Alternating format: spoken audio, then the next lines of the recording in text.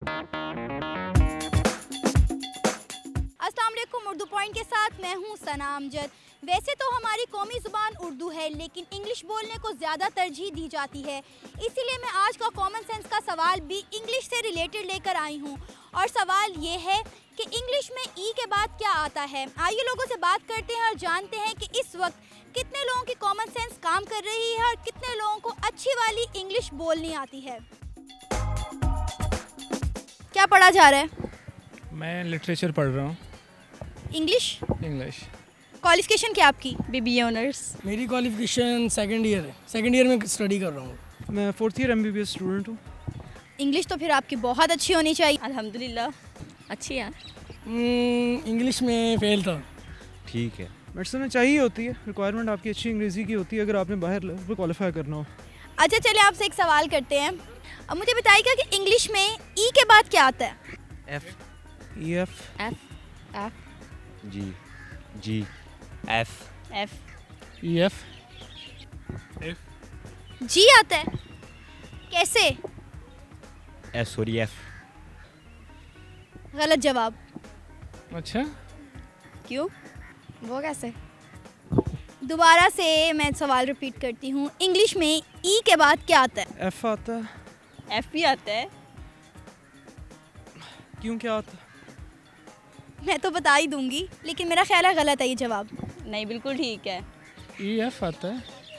ABCDEF फिर क्या आता है आप बता दें, आपकी लैंग्वेज डिफरेंट है। नहीं, मेरी भी यही लैंग्वेज है। अच्छा, हमारी ये लैंग्वेज नहीं है, हम पाकिस्तानी हैं, हमारी लैंग्वेज उर्दू है। तो इसमें किसी को और महसूस नहीं करनी चाहिए कि आपको अंग्रेज़ी आती है कि नहीं आती। आप व्लादिमीर पुतिन को देख लें, अंग्रेज़ी आती है लेकिन फिर भी वो रशियन लैंग्वेज में गुफ्तगू करता है। F। गलत जवाब। चलें ठीक है, आप जो मर्जी लगाएं। इंग्लिश में ई के बाद क्या आता है? एल नहीं। इंग्लिश वर्ड में ई के बाद क्या आता है? EF आता है। एफ। हाँ। गलत जवाब। F ही आता है जी। एफ नहीं आता।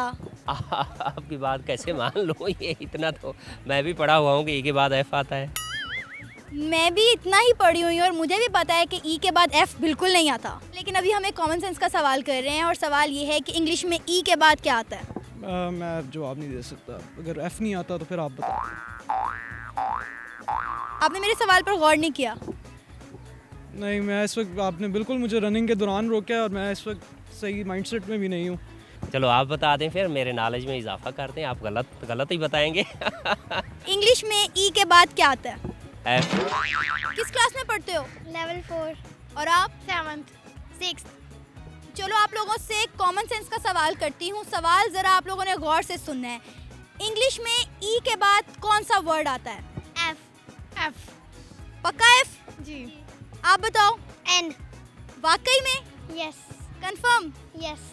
चलें कोई बात नहीं। Thank you so much. English में ई के बाद एन आता है, क्योंकि मैं अल्फ़ाबेट की बात नहीं कर रही, मैं इंग्लिश वर्ड की बात कर रही हूँ जिसमें ई के बाद एन आता है। जी, तो आज के ये हमारे पहले बच्चे हैं जिन्होंने बिल्कुल सही जवाब दिया। पहले मैंने अपनी तरफ से ठीक बताया। अल्फ़ाबेटिकली ई के बाद एफ आता है, जबकि इंग्लिश में ई के बाद एन आता है।